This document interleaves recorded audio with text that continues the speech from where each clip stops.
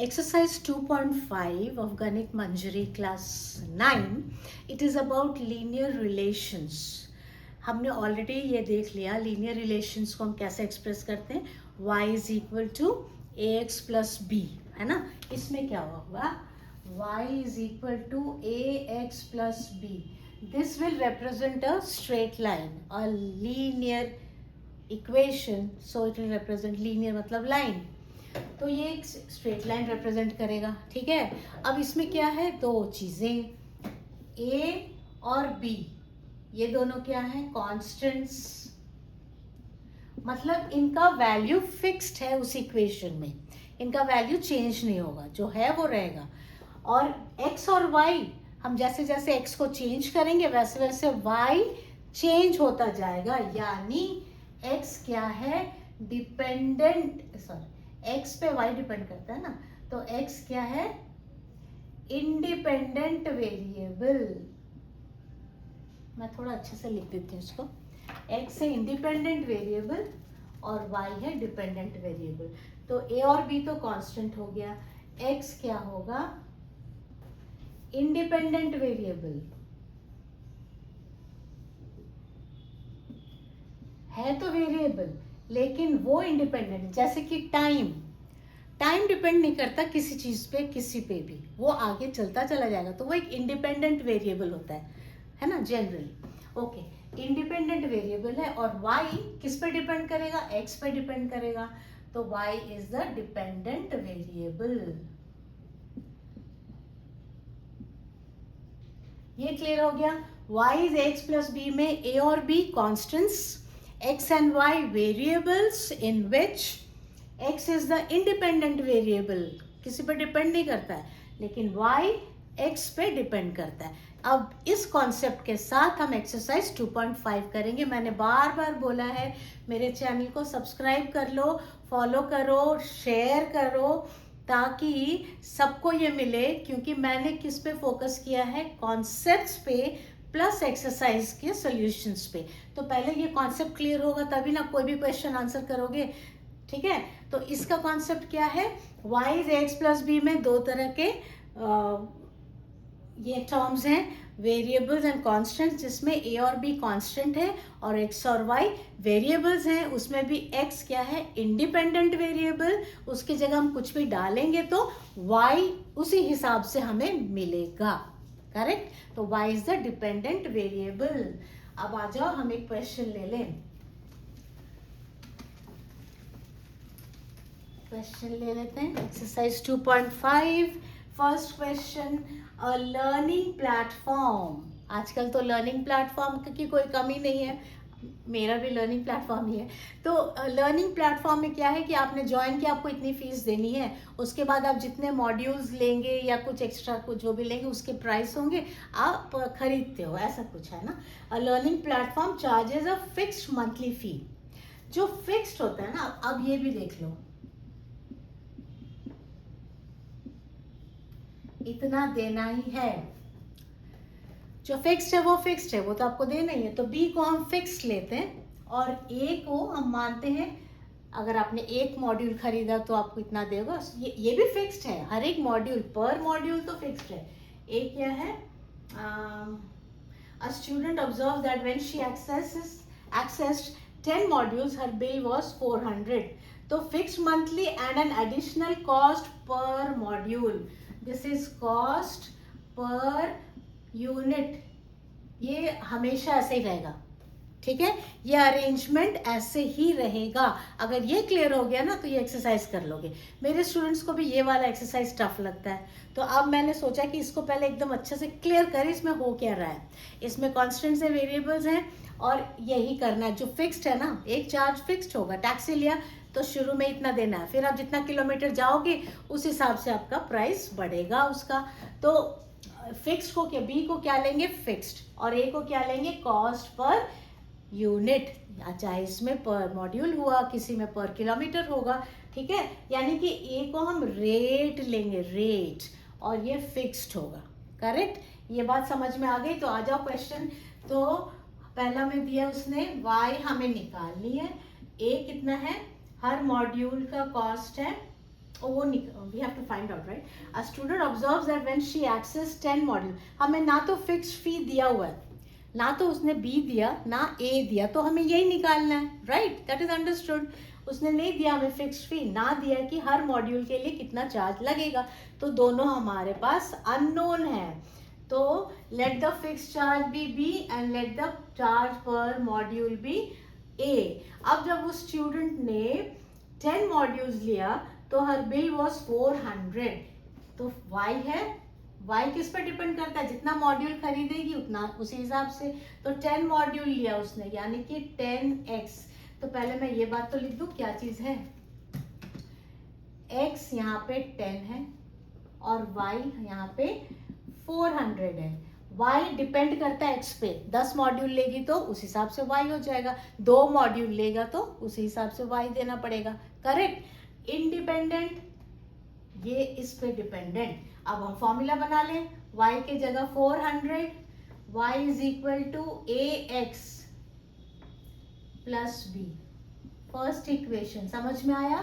तो यहाँ पे ना देखो अननोन क्या होगा, ये कॉन्स्टेंट्स अननोन होगा और x और y दे देंगे, वो दो वैल्यू दे देंगे, x अगर ये तो y ये, x अगर इतना तो y इतना. इस तरह से दो वैल्यू दे देंगे तो दो इक्वेशंस बन जाएंगे. और अगर दो इक्वेशंस बन गया तभी हम दो वेरिएबल्स निकाल सकते हैं. जब दो वेरिएबल अननोन होना तो हमें दो इक्वेशन चाहिए, एक अननोन के लिए एक इक्वेशन चाहिए, तीन के लिए तीन एंड सो ऑन. तो ये मेरा पहला इक्वेशन बन गया. सेकंड के लिए क्या है, इफ शी एक्सेस 14 मॉड्यूल्स. सो अगर 14 मॉड्यूल्स एक्सेस करती है तो उसे कितना देना पड़ता, उसका बिल हो जाता है 500. ये बन गए दो इक्वेशंस.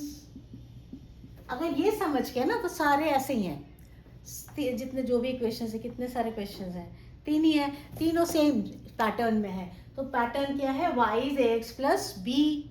उसमें b जो होगा एकदम फिक्स्ड, वो चेंज नहीं होगा, उतना तो देना ही है शुरू में या वॉट एवर.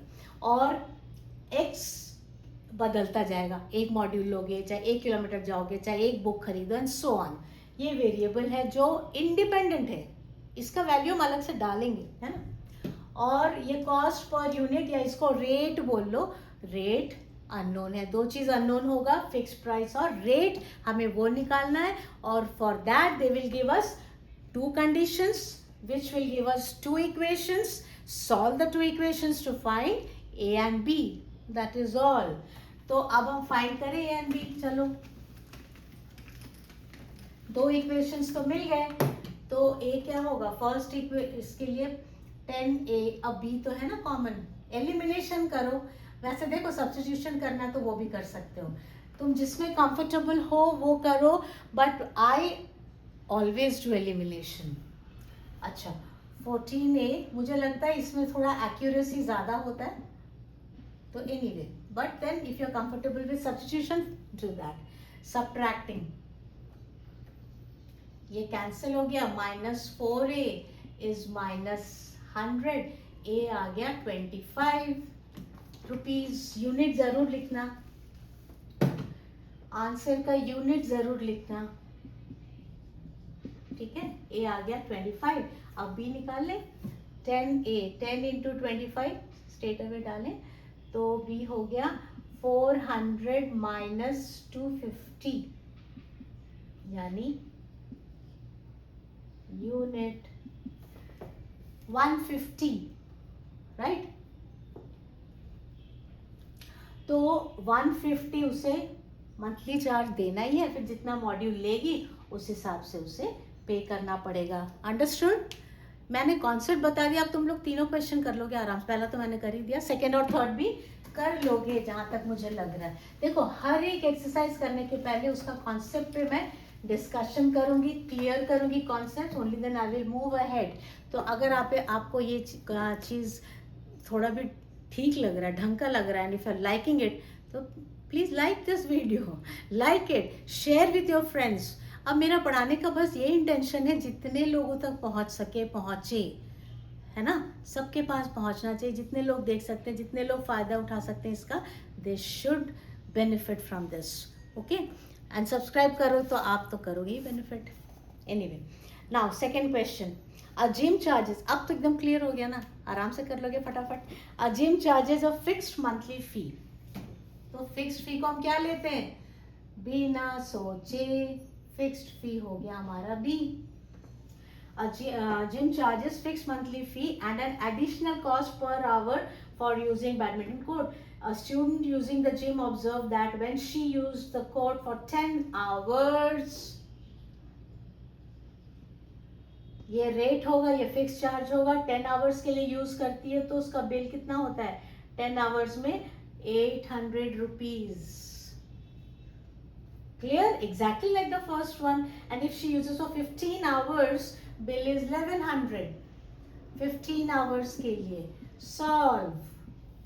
Minus. B चला गया. -5A. यहाँ पे -300. ठीक है. तो A हो गया 60 रुपीज यूनिट. संगीता मैम ना यूनिट लिखना अगर भूल जाए तो आप लोग याद भी करा सकते हो 5 6. मैं एक्चुअली लाइव और इंटरैक्टिव मुझे अभी तक आता नहीं लेना, but I really want to start. तो 60 रुपीज़ क्या हो गया ए का वैल्यू ना, दैट इज़ द रेट. और क्या है जिम का, अभी निकाल लें फिक्स चार्ज. बी कितना होगा, किसी में भी डाल के निकाल लो. B is 800 minus 10A.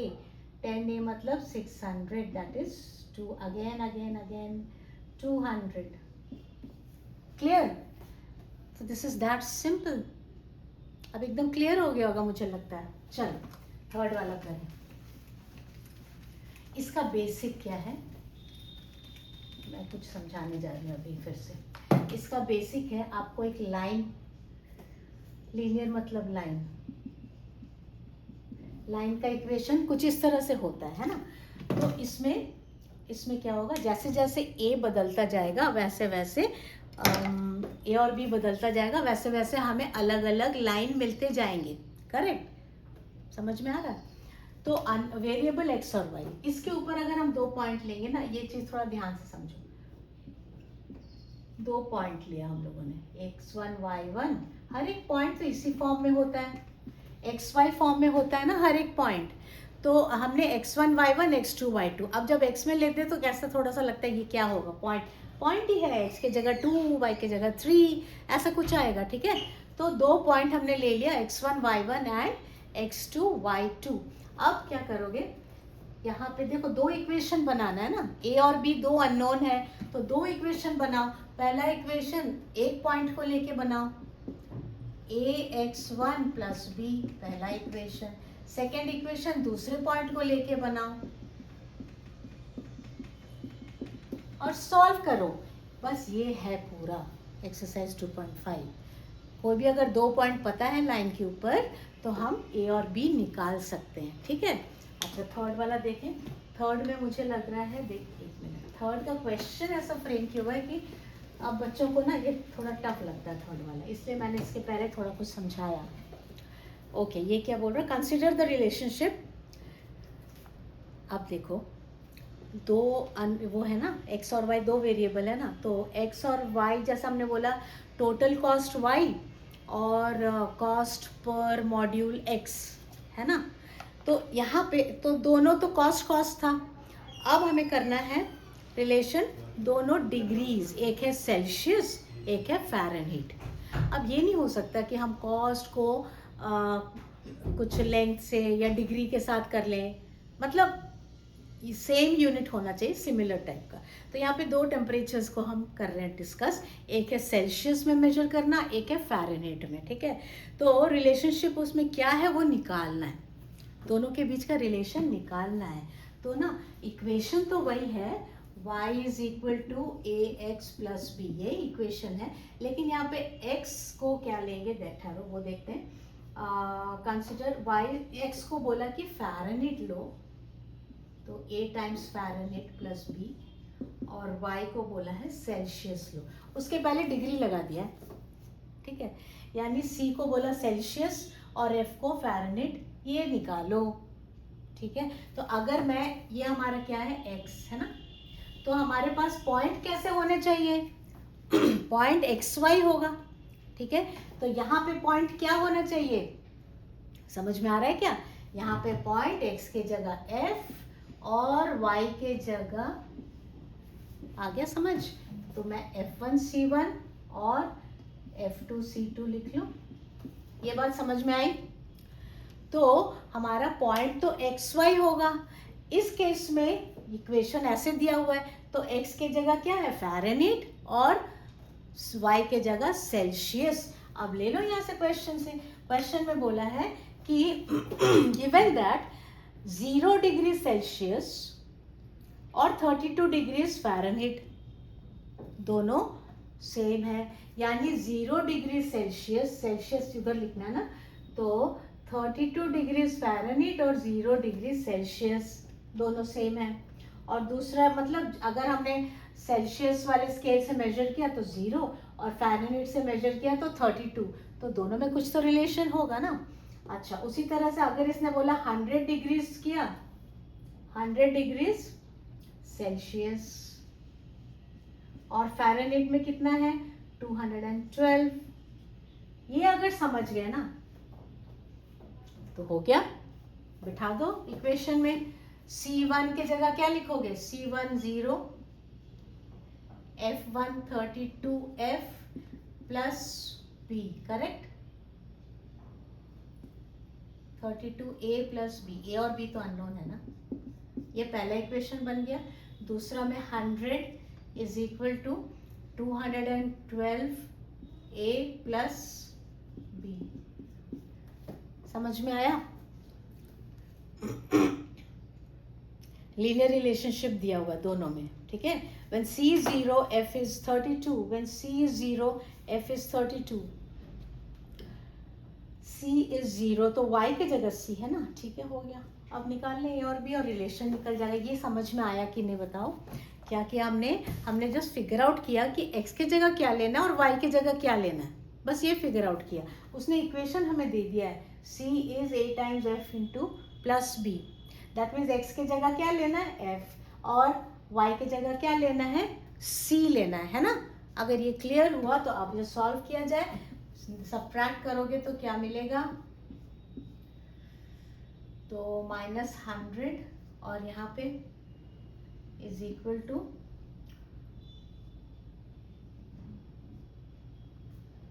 Correct.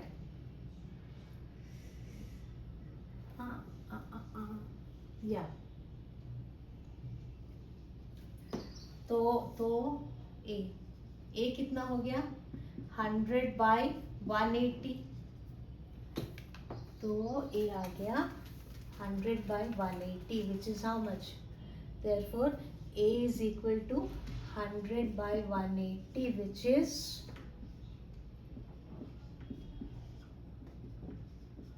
5/9, correct? A आ गया। अब B निकाल लें यहाँ से। B कितना है? B is equal to -32A, है ना। इस इक्वेशन से B is -32A, so -32 into 5/9, तो आ गया 5 2s are 10, 160/9, ये आ गया B। और क्या चाहिए इनको? बस यही ना, तो बस ठीक है, हो गया। अब A और B मिल गया तो हमारा इक्वेशन क्या होगा? Y is equal to AF plus B। C कितना? C is equal to A कितना आया? 5/9, F प्लस C 160/9, तो हमारा इक्वेशन क्या हो गया? 9 LCM 9C is equal to 5F minus 160। ठीक है, ये क्लियर हुआ? बात वही था, बस XY के जगह C और F लगाना था। ठीक है, ये हो गया एक्सरसाइज 2.5। अगर क्लियर हुआ ना तो एक लाइक ज़रूर दे देना जब मेरा ये वीडियो देखोगे तो।